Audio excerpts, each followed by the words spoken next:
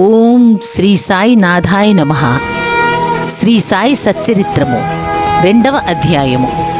ఈ గ్రంథరచనకు ముఖ్య కారణము, గ్రంథరచనకు పూనుకొనుటకు అసమర్థత, బాబా అభయము, వాడాలో తీవ్ర వాగ్వివాదము, హేమాడ్ పంత్ అను బిరుదునకు మూల కారణము, గురువు యొక్క ఆవశ్యకత. ఈ గ్రంథరచనకు ముఖ్య కారణము, మొదటి అధ్యాయములో గోధుమల విసిరి ఆ పిండిని ఊరి బయట చల్లి కలరాజాడ్యమును తరిమివేసిన బాబా వింత చర్యను వర్ణించి తిని, ఇదేగాక శ్రీ సాయి యొక్క ఇతర మహిమలను విని సంతోషించి తిని, ఆ సంతోషమే నన్నీ గ్రంథముకు వ్రాయుటకు పురికొలిపినది. అదేగాక బాబాగారి వింత లీలలును చర్యలును మనస్సునకు ఆనందము కలుగజేయును. అవి భక్తులకు బోధనలుగా ఉపకరించును. తుదకు పాపములను పోగొట్టును గదాయని భావించి బాబా యొక్క పవిత్ర జీవితమును వారి బోధనలను వ్రాయ మొదలెరితిని.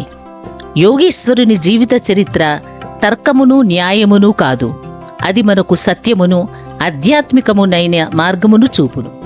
గ్రంథరచనకు పూనుకొనుటకు అసమర్థత, బాబా అభయము. శ్రీ సాయి సచ్చరిత్ర గ్రంథరచనకు తగిన సమర్థత కలవాడను కానని హేమాడ్ పంత్ భయపడెను. అతడిట్లను కొనెను, నా యొక్క సన్నిహిత స్నేహితుని జీవిత చరిత్రయే నాకు తెలియదు, నా మనస్సే నాకు గోచరము కాకున్నది. ఇట్టి స్థితిలో ఒక యోగీశ్వరుని చరిత్రను నేనెట్లు వ్రాయగలుగుదును? అవతార పురుషుల లక్షణములనెట్లు వర్ణించగలను? వేదములే వారిని పొగడలేకుండెను. తాని యోగి అయిన గాని యోగి యొక్క జీవితమును గ్రహింపజాలడు. అట్టిచో వారి మహిమలను నేనెట్లు కీర్తించగలను? సప్త సముద్రముల లోతులను కొలువవచ్చును, ఆకాశమును గుడ్డలో వేసి మూయవచ్చును, కాని యోగీశ్వరుని చరిత్ర వ్రాయుట బహు కష్టము. ఇది గొప్ప సాహసకృత్యమని కూడా నాకు తెలియను. అందువలన నలుగురులో నవ్వుల పాలగుదునేమోనని భయపడి శ్రీ సాయీశ్వరుని అనుగ్రహము కొరకు ప్రార్థించెను. మహారాష్ట్ర దేశములోని ప్రథమ కవియు యోగీశ్వరుడొక జ్ఞానేశ్వర మహారాజు యోగుల చరిత్ర వ్రాసిన వారిని భగవంతుడు ప్రేమించునని చెప్పియున్నారు. ఏ భక్తులు యోగుల చరిత్రలను వ్రాయ కుతూహలపడెదరో వారి కోరికలు నెరవేరునట్లు, వారి గ్రంథములు కొనసాగునట్లు చేయుటకు యోగులనేక మార్గములను అవలంబించెదరు. యోగులే అట్టి పనికి ప్రేరేపిద్దురు. దాని నెరవేర్చుకొనుటకు భక్తుని కారణమాత్రునిగా నుంచి వారి వారి కార్యములను వారే కొనసాగించుకొనెదరు.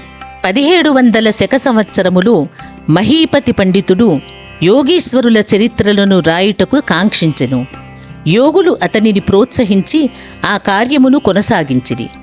అట్లే 1800 శక సంవత్సరములో దాసుగణ యొక్క సేవను ఆమోదించిరి.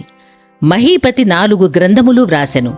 అవి భక్త విజయము, సంత విజయము, భక్త లీలామృతము, సంత లీలామృతము అనునవి. దాసుగను వ్రాసినవి భక్త లీలామృతము, సంత కథామృతములు మాత్రమే. ఆధునిక యోగుల చరిత్రలు వీనియందు కలవు. భక్త లీలామృతములోని 31, 32, 33 అధ్యాయములందును, సంత కథామృతములోని 57వ అధ్యాయమునందును సాయిబాబా జీవిత చరిత్రయు వారి బోధనలు చక్కగా విశదీకరింపబడినవి. ఇవి సాయిలీలా మాసపత్రిక సంపుటము 17, సంచికలు 11, 12 నందు ప్రచురితములు. చదువరులు ఈ అధ్యాయములు కూడా పఠించవలెను. శ్రీ సాయిబాబా అద్భుత లీలలు బాంద్రా నివాసినియగు శ్రీమతి సావిత్రిబాయి రఘునాథ్ టెండూల్కర్చే చిన్న పుస్తకములో చక్కగా వర్ణించబడినవి. దాసగడు మహారాజుగారు కూడా శ్రీ సాయి పాటలు మధురముగా వ్రాసియున్నారు. గుజరాతీ భాషలో అమీదాస్ భవానీ మెహతా యను భక్తుడు శ్రీ సాయి కథలను ముద్రించినారు. సాయినాథ ప్రభ అను మాసపత్రిక షిరిడీలోని దక్షిణ భిక్ష సంస్థ వారు ప్రచురించియున్నారు. ఇన్ని గ్రంథములుండగా ప్రస్తుత సచ్చరిత్ర వ్రాయుటకు కారణమేమి, దాని అవసరమేమి అని ఎవరైనను ప్రశ్నింపవచ్చును. దీనికి జవాబు మిక్కిలి తేలిక. సాయిబాబా జీవిత చరిత్రము సముద్రము వలె విశాలమైనది, లోతైనది. అందరూ దీనియందు మునిగి భక్తి జ్ఞానములను మణులను వెలికితీసి కావలసిన వారికి పంచిపెట్టవచ్చును. శ్రీ సాయిబాబా నీతి బోధకమగు కథలు, లీలలు మిక్కిలి ఆశ్చర్యము కలుగజేయును. అవి మనోవికలత చెందిన వారికి, విచారగ్రస్తులకు శాంతి సమకూర్చి ఆనందము కలుగచేయును. ఇహపరములకు కావలసిన జ్ఞానమును బుద్ధిని ఇచ్చును. వేదములెవలే రంజకములను ఉపదేశకములగును బాబా ప్రబోధనములు విని వానిని మననము చేసినచో భక్తులు వాంఛించునవి అనగా బ్రహ్మైక్య యోగము, అష్టాంగయోగ ప్రావీణ్యము, ధ్యానానందము పొందెదరు. అందుకే బాబా లీలలను పుస్తక రూపమున వ్రాయ నిశ్చయించితిని. బాబాని సమాధికి ముందు చూడని భక్తులకు ఈ లీలలు మిగుల ఆనందము కలుగజేయును. అందుచేత బాబాగారి ఆత్మ సాక్షాత్కార ఫలితముగు పలుకులు, బోధలు సమకూర్చుటకు పూనుకుంటిని. సాయిబాబాయే ఈ కార్యమునకు నన్ను ప్రోత్సహించెను. నా అహంకారమును వారి పాదములపై నుంచి శరణంటిని. కావున నా మార్గము సవ్యమైనదనియు బాబా ఇహపర సౌఖ్యములు తప్పక దయచేయుననియు నమ్మియుంటిని. నా అంతట నేను ఈ గ్రంథరచనకు బాబా యొక్క అనుమతిని పొందలేకుంటిని. మాధవరావు దేశపాండే ఉరఫ్ శ్యామ అనువారు బాబాకు ముఖ్య భక్తులు. వారిని నా తరఫున బాబాను ప్రార్థించమంటిని. నా తరఫున వారు బాబాతో ఇట్లనిరి: ఈ అన్నా సాహేబు మీ జీవిత చరిత్రను వ్రాయ కాంక్షించుచున్నాడు.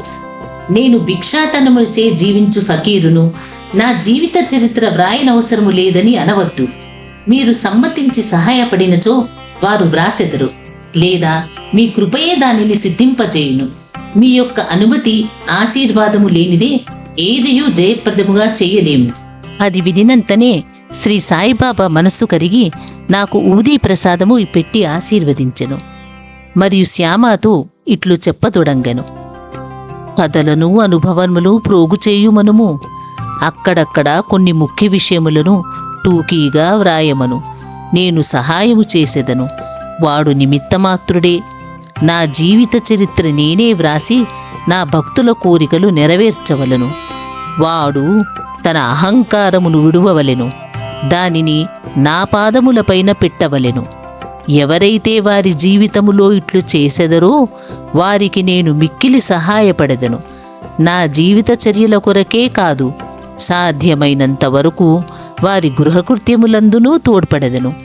వాని అహంకారము పూర్తిగా పడిపోయిన పిమ్మట, అది మచ్చుకకు కూడా లేనప్పుడు నేనే వారి మనస్సులో ప్రవేశించి నా చరిత్రను నేనే వ్రాసికుందును. నా కథలు, బోధలు విన్న భక్తులకు భక్తి విశ్వాసములు కుదురును. వారు ఆత్మసాక్షాత్కారమును బ్రహ్మానందమును పొందెదరు. నీవు తోచిన దానినే నీవు నిర్ధారణ చేయుటకు ప్రయత్నించకుము. ఇతరుల అభిప్రాయములు కొట్టివేయుటకు ప్రయత్నించకుము. ఏ విషయమైనను కీడు మేలు ఎంచు వివాదము కూడదు. వివాదమనగానే నాకు హేమాడ్ పంతు అని పిలుచుటకు కారణమేమో మీకు చెప్పెదనను వాగ్దానము జ్ఞప్తికి వచ్చినది. ఇప్పుడు దానిని మీకు చెప్పబోచున్నాను. కాకాసాహెబ్ దీక్షిత్, నానాసాహెబ్ చాంద్రోర్కర్లతో నేనెక్కువ స్నేహముతో ఉంటిని. వారు నన్ను షిరిడీ పోయి బాబా దర్శనము చేయమని బలవంతము చేసిరి. అట్లే చేసేదనని వారికి నేను వాగ్దానము చేసిది. ఈ మధ్యలో నేదో జరిగినది. అది నా షిరిడీ ప్రయాణమునకు అడ్డుపడినది. లోనావాలాలో ఉన్న నాకు స్నేహితుని కొడుకు జబ్బుపడిను. నా స్నేహితుడు మందులు మంత్రములన్నీ ఉపయోగించను, కాని నిష్ఫలమయ్యెను. జబ్బు తగ్గలేదు. తుదకు వాని గురువుని పిలిపించుకుని పక్కన కూర్చుండబెట్టుకొనెను, కాని ప్రయోజనము లేకుండెను. ఈ సంగతి విని, నా స్నేహితుని కుమారుని రక్షించలేనట్టి గురువు యొక్క ప్రయోజనమేమి? గురువు మనకు ఏమీ సహాయము చేయలేనప్పుడు నేను షిరిడీ ఏలపోవలను అని భావించి షిరిడీ ప్రయాణము మానుకుంటిని. కాని కానున్నది కాకమానదు. ఇది ఈ క్రింది విధముగా జరిగెను. నానాసాహెబ్ చాందోర్కర్ ప్రాంతీయ రెవెన్యూ అధికారి. ఉద్యోగరీత్యా ఒకనాడాయన వసైకి పర్యాటనకై పోవుచుండెను. ఠానా నుండి దాదరుకు వచ్చి అచట వసై పోవు బండి కొరకు కనిపెట్టుకుని ఉండెను. ఈలోగా బాంద్రా లోకల్ బండి వచ్చెను. దానిలో కూర్చుని బాంద్రా వచ్చి నన్ను పిలిపించి షిరిడీ ప్రయాణమును వాయిదా వేసినందులకు నాపై కోపగించెను. నానా చెప్పినది సంతోషదాయకముగాను సమ్మతముగాను ఉండెను. అందుచే ఆ రాత్రియే షిరిడీ పోవ నిశ్చయించి సామాన్లు కట్టుకుని షిరిడీ బయలుదేరి బాంద్రా నుండి దాదరు వెళ్ళి అచ్చట మన్మాడ్ వెళ్ళు రైలు ఎక్కవలనని అనుకుంటిని. అటుననే దాదరుకు టికెట్టు కొనుక్కొని రైలు రాగానే ఎక్కి కూర్చుంటిని. బండి ఇక బయలుదేరుననగా మహమ్మదీయుడొకడు నేను కూర్చున్న పెట్టెలోకి హడావిడిగా వచ్చి నా సరంజామానంతయు చూసి ఎక్కడకు పోవుచుంటివి అని ప్రశ్నించెను. నా ఆలోచన వారికి చెప్పి తిని వెంటనే అతడు దాదరు స్టేషన్లో దిగవద్దని, ఎందుకనగా మన్మాడు మైలు దాదరులో ఆగదని, అదే రైలులో ఇంకనూ ముందుకు పోయి బోరీబందరు స్టేషన్లో దిగమని నాకు సలహా చెప్పెను. ఈ చిన్న లీలయే జరగకుండినచో నేననుకొనిన ప్రకారము ఆ మరుసటి ఉదయము షిరిడీ చేరలేకపోయేటివాడను. అనేక సందేహములు కూడా కలిగి ఉండేటివి. కాని నా అదృష్టవశాత్తు అది అట్లు జరగలేదు. మరుసటి దినము సుమారు 9 నుండి 10 గంటల్లోగా నేను షిరిడీ చేరితిని.